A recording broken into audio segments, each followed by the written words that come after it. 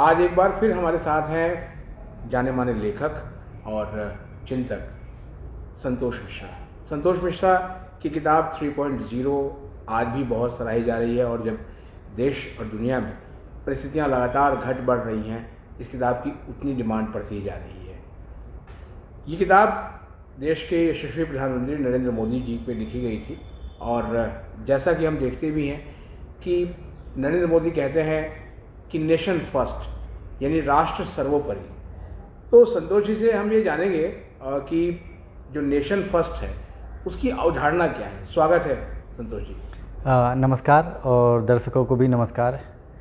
देखिए, जो माननीय प्रधानमंत्री जी कहते हैं कि सबसे पहले राष्ट्र की बात होनी चाहिए और आदमी, मैं थोड़ा और उसके पीछे ले जाना चाहूँगा। हमारे प्राचीन काल में ऋषि मुनि भी यही कहते थे कि जो है आप सबसे पहले राष्ट्र की बात करें, उसके बाद अपने माता पिता की बात करें और अपने गुरुओं की बात करें और सबसे अंतिम पंक्ति में आप अपने आप को रखें।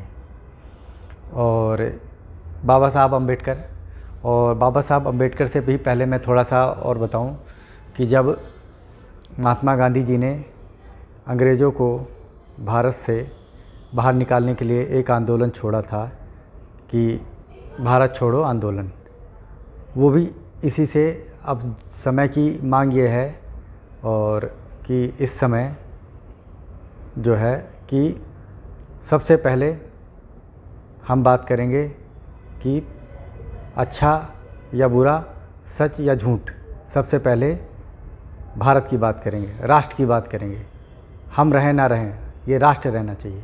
भारत की बात तो बहुत ही होती है। मनोज कुमार की फिल्मों में हम लोग देखते हैं कि जो है वो उनको तो भारत कुमार ही कहा जाता था कि भारत का रहने वाला हूँ, भारत की बात सुनाता हूँ। जहाँ तक बात आपने की, अवधारणा को समझाया, धन्यवाद आपका। आज के जो युवा हैं वो डिजिटल क्रांति का उन्होंने सूत्रपात किया हुआ है और आप देख सकते हैं कि बहुत सारी चीज़ें ऐसी हैं जो शायद आपको और हमें नहीं आती हो, लेकिन आज एक छोटे से स्कूल का बच्चा भी करता है। तो क्या आपको लगता है कि डिजिटल युग में युवाओं को देशभक्ति या राष्ट्र प्रेम के रंग में रंगने के लिए जो कुछ किया जा रहा है वो बहुत कम है? देखिए, बहुत बढ़िया प्रश्न पूछा।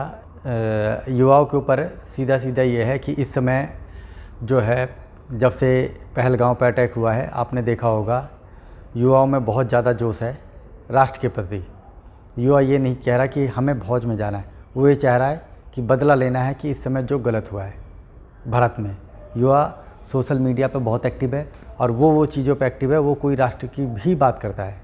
कोई राष्ट्र के खिलाफ आप देखेंगे सबसे पहले देश की बात की जाती है, राष्ट्र की बात की जाती है। युवा भी उसी विषय पे बात कर रहा है।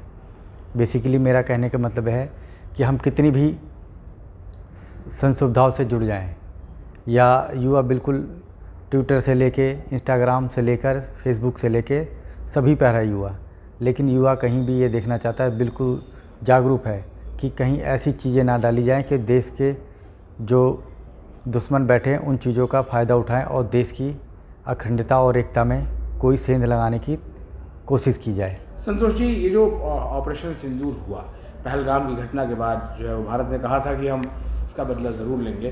तो इस ऑपरेशन सिंदूर की समाप्ति के बाद हम देखते हैं कि देश में बहुत सारी राजनीति शुरू हो गई है। आपको क्या लगता है कि युवा भी उसी राजनीति के रंग में ढलता जा रहा है? देखिए, अभी जब ऑपरेशन सिंदूर चल ही रहा था, ठीक है, उसके अगले दिन मैं अपना घर पर बैठा हुआ था और एक न्यूज़ चैनल देख रहा था और रिपोर्टर जैसलमेर की बात बता रहे थे।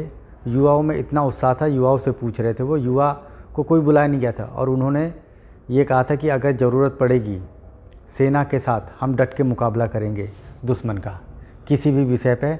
जो युवाओं में जोश था। ये तो हमने चंडीगढ़ में भी देखा कि चंडीगढ़ में जो है वो उन्हें घर वापस भेजा गया कि भाई अभी वॉलंटियर की ज़रूरत नहीं है यह सेना को। हाँ, बिल्कुल आपने सही कहा। और दूसरा मैं यहाँ पे और आपको बताता चलूँ कि जैसे मैं भी इस समय दिल्ली में ही रहता हूँ, ठीक है, तो मैं सुबह घूमने के लिए निकला हुआ था तो युवा कुछ हमारी गली के वो पाकिस्तान से लड़ने जाने को तैयार थे। जो है उनको ये पता भी नहीं कि पाकिस्तान नक्शे में कहाँ पर है, कौन सा रास्ता है।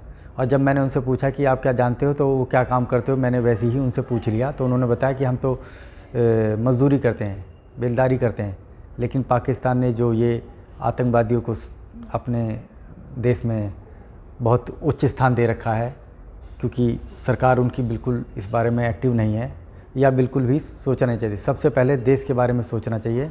और 1971 में जो है वो हमारा पाकिस्तान से लास्ट युद्ध हुआ था 2025 को अगर छोड़ दें, तो 1971 में ना तो इतनी तकनीक थी, ना इतनी सुविधाएं थी, सब कुछ।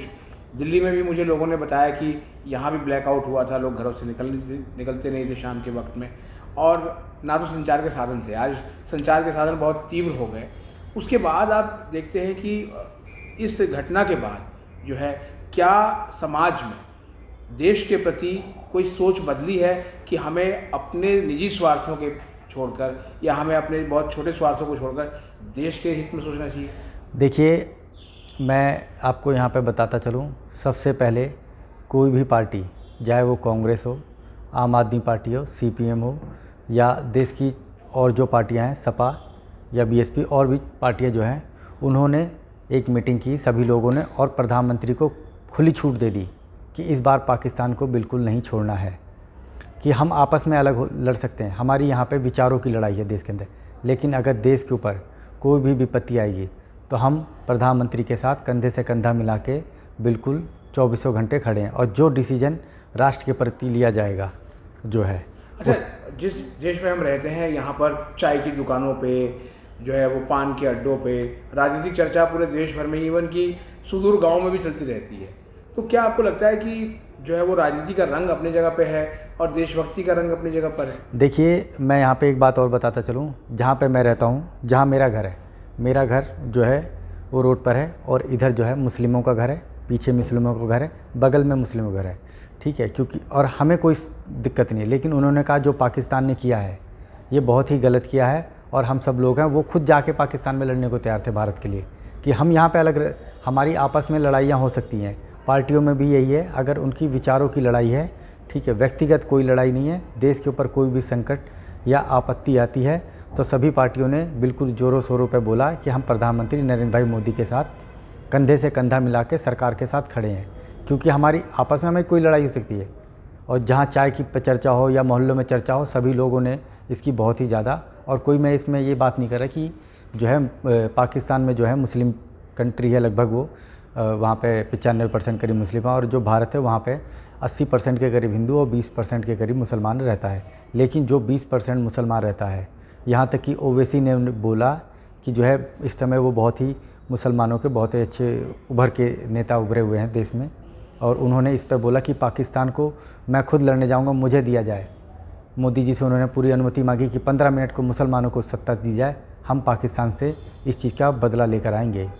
उन्होंने सीधा सीधा कि पाकिस्तान को ने बहुत ही गलत किया है, उस पर सीधा सीधा। तो इससे ये पता चलता है कि देश में बिल्कुल सभी देश के लोग आपस में हम कुछ भी करें, ये हमारी घर की लड़ाई है, लेकिन बाहर का कोई आदमी भारत के ऊपर कुछ भी करेगा। एक आज का लास्ट सवाल जो है वो इस एपिसोड का, नेशन फर्स्ट की अवधारणा जो प्रधानमंत्री ने शुरू की, अगर इस अवधारणा पे हम लोग चलते हैं, समाज चलता है, देश चलता है, तो देश में क्या कुछ बदलेगा? बहुत संक्षेप में बताइए। देखिए, जैसे मैंने पहले बताया, ये कोई आज की नहीं, छत्रपति शिवाजी से लेके बाबा साहब अम्बेडकर, महात्मा गांधी, नरेंद्र भाई मोदी, या जितने भी बड़े लीडर हुए हैं ग्लोबल, उन लोगों ने सबसे ही पहले यही बोला है। मैं यहाँ बताता चलूँ कि सबसे पहले अपना देश को सबसे ऊपर रखना है और देश की ही बात करनी है। और यहाँ पे मैं जोड़ता चलूँ कि राष्ट्रीय स्वयं संघ जो 1925 में जिसकी स्थापना हुई थी, उनका मोटिव ही यही था कि राष्ट्र सबसे पहले, बाकी सारी चीज़ें बाद में। और दर्शकों को मैं यहाँ बताता चलूँ, जो हमारे न्यूज़ चैनल है उन्होंने भी बहुत इस बार सपोर्ट किया है। मीडिया को यहाँ पे मैं धन्यवाद करता चलूँ कि उन्होंने कोई भी ऐसी चीज़ नहीं दिखाई जो कोई दुश्मन को थोड़ा सा भी क्लू मिले। और हम बिल्कुल सशक्त हैं और हमारे पास संसाधन बहुत हैं, किसी भी परिस्थिति से लड़ने के लिए हम सरकार के साथ बिल्कुल खड़े हैं, युवा कार्यकर्ता भी।